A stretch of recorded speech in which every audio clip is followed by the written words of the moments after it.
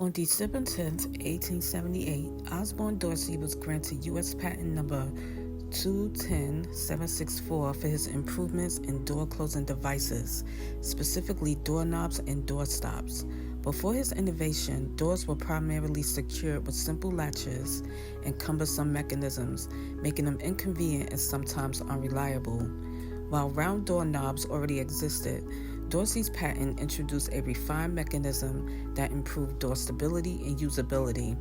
His design included a rod, sliding bar, and lever system that allowed doors to stay open at a desired angle or close securely, preventing unwanted movement due to drafts or force.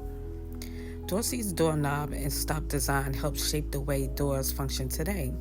His work laid the foundation for the modern lock and latch system, which has since been adapted into homes, businesses, and institutions around the world. Though we may take it for granted, the humble doorknob is a fixture in nearly every building, making Dorsey's contribution both timeless and indispensable.